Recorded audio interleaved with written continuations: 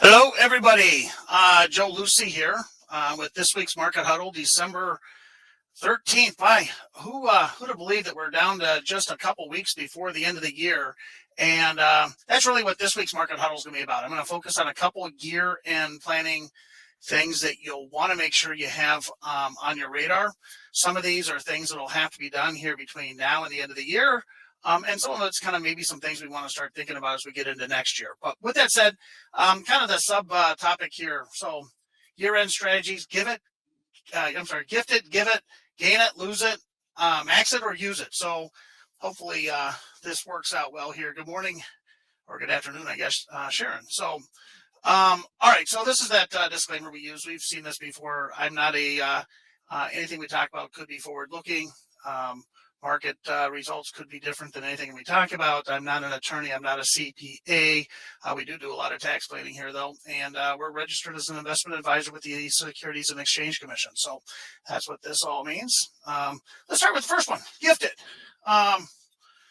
When we talk about gifting things, for the most part, we're going to be talking about some things that should be done before the end of this year.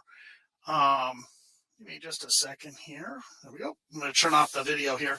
So what are we talking about? So I can look at my notes is why I do that. So gifting, we've got in 20, there's a couple different ways we can give things. We can give money to the IRS. We can give money to charities, and we can give money to family. And if I ask families to list their preferred order of giving things, it oftentimes would look like family first, then maybe a charity, and then the IRS. Unfortunately, without proper planning, a lot of times we see families that end up the other way.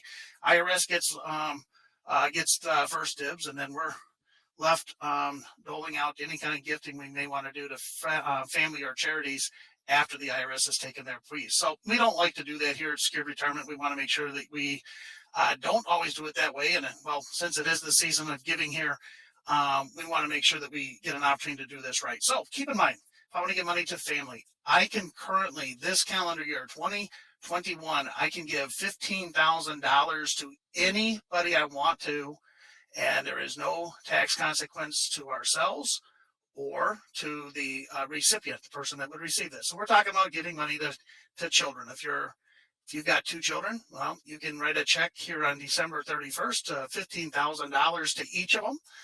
So a total of $30,000. Now, if you've got your children, if you're married, you could do another 15,000 times two. So that'd be 30,000 between two children times two is 60,000. And if the children are married and you felt so inclined, you could write a check to their spouses and even children. So even their children, your grandchildren. So the numbers can get quite large. Not many of our clients really get that excited about just giving away just a whole lot of money in that fashion, but it is an option for you. And so as you're going on Amazon here over the next few weeks and picking out something special, keep in mind you probably want to keep that gift under $16,000 per recipient. In addition to that, if you have money left over, the federal estate tax was just raised. It was actually 2021. If you were, as long as you can make it through the next couple of weeks, you have up to $11.7 million per individual. That means a married couple's $23.4 million can be given away upon your demise to family or whoever without any estate taxes. Now, both of these numbers are going to raise here come January 1, but since we're focusing on year-end numbers, money just to give is $16,000. Estate taxes on a federal level is 11.7. 2022, those numbers are going to go to 16,000 in 2022, 12.06, so 12,060,000 you can pass on. And also keep in mind, there are ways that you can exceed the $16,000 number or avoid any additional estate taxes on things.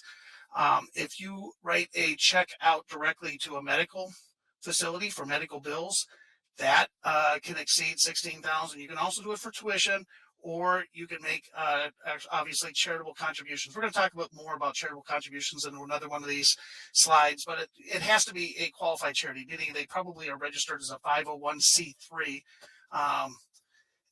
So anyways, that's something to kind of keep in mind there. So as we talk about year-end strategies, first one I wanted to talk about, let's talk about giving it. There's, if you're going to give it to family, Numbers have to be done before the end of this year. The numbers can be quite generous, even if you exceed $15,000. By the way, this year, let's say you want to give a child $100,000, help them buy a house or something, I suppose. You can do that. There's just what's called an IRS form 709. IRS form 709 should be filed when you do your tax returns. Oh, and Minnesota's got a Tim Walls. He wants to charge you an estate tax too. That number is right around $3 million both this year and will continue going forward. Let's move on. Giving it. So the first one was gifting it primarily to children. The second way I wanted to discuss some year-end strategies this year. Let's think about giving it. Now, giving it's going to be for somebody that's feeling a little bit more generous. You want to give money to a charitable organization. Oftentimes doing so, you can even get a tax deduction, but the charitable gift has to be taken care of here before December 31st. Now, there's really two ways I'm going to talk about giving money to charity. And it really depends a little bit on your age and what your financial situation is. First of all, keep in mind that many taxpayers are no longer itemizing. Because we're not itemizing, I guess some of the incentive for charitable gifting may be that the tax incentive anyways has gone away. You weren't giving any money to the church or to many of these organizations with taxes first. It's usually because you want to support something you believe in. But with that said, even if you aren't able to take a charitable deduction because of the itemization thresholds in 2021, you can write off up to $300 as an individual for cash donations, $600 for a married filing joint couple. If you end up and you're in a situation where you can, maybe you gave some large gifts in the past, most of our clients don't run into this, that's excluded. You can't, if you've got a large charitable gift that you're trying to run through because you weren't able to take the deduction all in 1 year, you can't use that $300 or $600 for that. You can't use it for money that might go to a donor advised fund. Many of our clients we've discussed that with, or something like a private foundation, charitable remainder trust. But that's the good news, because a lot of families, whether you're 30, 40, 50, that aren't able to write off charitable deductions or charitable gifts, we're now able to do that. That's one of those blessings, I guess, that came out of the whole COVID thing, this $300 or $600 number. If you are able to itemize, you can write off up to 100% of your adjusted gross income. You add up all your income sources. Let's say that number is 100,000. You give away $100,000 to charity and write it all off. So that's actually a more generous provision that's been changed here for 2021. So if you're going to give it, look at that. Whether you can itemize it or not, everybody can now itemize up to the $300, $600 for a married couple. If you can, that's even better. But if you are 70 and a half, you can give money directly out of an IRA. To do so, I don't want to give the check and put it in my checkbook and then give it to the charity. Then you'll have to itemize. But if I write the check directly out of an IRA to the Salvation Army or any charity of your choice, it reduces any required distribution that might be done. It also keeps it off the tax return altogether. So it allows you to move money that will later be taxed because it's tax deferred account, an IRA or 401k, 403b, any of the retirement accounts work. It allows me to do that. Now, usually we find when somebody gets to 70 and a half, if you're doing any charitable gifting, especially if you're not able to itemize it, I want you to consider taking it out of the IRA money. We can sit down with you and show you why that works better for you in many cases. In fact, I think that'd be a great opportunity. If you are doing any kind of charitable gifting and we haven't discussed with you, or you're not real clear on how giving from an IRA and you're 70 and a half, or going to be this next year, let's make sure we discuss those charitable gifts. Because even a charitable gift of $500 or $1,000, it starts to make some sense. Keep in mind, if it's under 300, everybody can do that, or 600. But anyways, let's talk that through. Make sure that we're doing that the best we can. All right, let's go to the next one. So we talked about gifting it. We talked about giving it. Next one I combined. It's gain it or lose it, or gain it / lose it. What am I talking about here? Well, last year, the S&P 500 year to date is up like 25%. It's been a fantastic year. In fact, even our core equity portfolio, the one that Nate, our investment strategist, many of you have seen him on these market huddles, his portfolio is up 14% in just the last 6 months. So there's a lot of families out there that might be sitting on some large gains. One thing we'd like to look at doing is possibly doing some tax harvesting. That means you harvest from the winners, and you might sell some of the losers. And by doing so, we can offset those gains. Okay, so we can take some profits and then still not maybe have to pay tax. Now, keep in mind, capital gains taxes are actually far more generous than ordinary income taxes. And if your income's under taxable income's under about $80,000, you can sell something at a capital gain, and it gets reported on the tax return, but it's not taxable to you. So that's something else too. So if you want to look at ways that we can kind of do some things around that, let's make sure we visit. There's only a couple weeks left. Most of either my calendar, most of the advisors here, we're going pretty hard right now and through the end of the year. So we might want to try to do this just with a phone call. But if you have something we got to look at one-on-one, or if we want to do a Zoom meeting, that's another way we've done it more recently. Let's look at your accounts. Let's look at whether or not we should be doing what we call tax harvesting. That's selling winners, offsetting those winners with some positions that might be at a loss. Somebody says, well, Joe, you're telling me to take some losses. I don't want to ever lose money. Well, here's the thing. Number one, everybody can write off up to $3,000 in losses. So even if you don't have, most of our clients have gains, but if you had a stock you just wanted to sell off some of the losers, you can reduce your income by selling off up to $3,000. Number two, if I wait 30 days because of what's called the wash sale rule, you want to know how this works if you're doing this. If I let's go with an airline. I got Delta Airlines. It's let's say it's at a loss for me. If I sell Delta, I have to wait 30 days to buy it back. Now, the other side of this, if I buy Delta and then I sell it within 30 days, I'm not going to be able to maybe take that whole loss because of this what's called the wash sale rule. So 30 days before and after, and it can impact how much you get to write off. However, maybe I think American Airlines, I personally don't, but maybe I think American Airlines is a good company. I can sell Delta, turn around and buy American Airlines for 30 days. The idea that one goes up, they both go up. 30 days from now, I really like Delta, so I'm going to sell off the American, buy Delta, and I was able to take a tax loss and still participate in the airline industry if they do well. So, or maybe get something more general, like an exchange-traded fund. There's a lot of different ways we can show you how to do this. What I want you to do is make sure you avoid any potential problems with this wash sale rule. If you like the position, let's make sure we walk through it. Again, good reason to reach out to us. Let's have a conversation and make sure if we should be doing some tax harvesting. Or again, because one of the reasons we sometimes do this is because a lot of families, if your taxable income is below certain thresholds, you don't have to pay any capital gains at all. And there's families out there that, well, maybe we do want to pay 15% capital gains because we're trying to avoid paying higher taxes if we see taxes going up. So if we haven't had that discussion with you, let's have a discussion. As you know, most families hire us, and I say this every time, they hire us because they want to make sure they got an income stream they can't outlive. They want to be able to spend in confidence. Number two, how do I reduce your tax burden? Doing this tax harvesting can go a long way towards reducing your lifetime taxes. Third thing, if I can grow your wealth, we'll do that, but let's never do it at the compromise of those first two areas. Cliff, I'm going to be 70 and a half on December 28th. Can you do a QCD? You can, Cliff. However, you're going to have to get that check dated on December 28th. I might want to even look at the 29th if I'm lucky. If you had an account with us, Cliff, what we could do is make sure you had a checkbook against that account. Well, the 29th is on a Wednesday, so you can do that.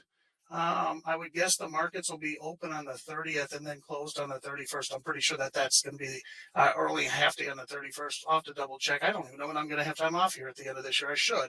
Oh, I got a slide here. It talks about the office being closed. Anyways, Cliff, the answer is yes. You cannot do that, though, before December 28th. In fact, I want to double check and make sure that it can be done on the 28th. We may want to wait till the 29th. Think about somebody that was born here on well, I guess it'd be 30 days in September, April, June. I was going to say somebody that was born June 31st, but that doesn't occur. So anyways, somebody that was born on June 30th, they're turning 70 and a half. They're going to really have a hard time getting that done. But yes, you have to, and it has to be done by, according to the IRS, you have to be 70 and a half. There is no leniency for doing it that year. John, can't do it before the 29th. Sorry, just tuned in. John, I'm talking about, we're talking here today, John, about income, or actually year-end strategies. The first two I covered. It's a good time to recap it anyways. Giving strategies to family. We can give $15,000 to anybody we want. They don't have to claim anything. We talked about estate tax numbers. We talked about how those numbers are going to change here a little bit going forward. Nothing substantial. We'll make sure you get a replay so you can watch that part. Number 2 was gifting or giving, and well, I can't remember what my own topic is here. Can I? Gifting and then giving. So if I'm giving something to charity, John, if you're over 70 and a half, you can do what's called a qualified charitable distribution. It makes a whole lot of sense for a lot of families, but you have to be 70 and a half to take advantage of it. Can't do it, I'm sorry, if you're 59. So we also talked about making sure that you're taking deductions on the returns if you are doing any of that gifting. Let's move on to the next. Well, then we just talked about capital gains and taking losses, tax harvesting. Maxing it. Well, what am I talking about here? Well, maxing it is putting money into your retirement accounts.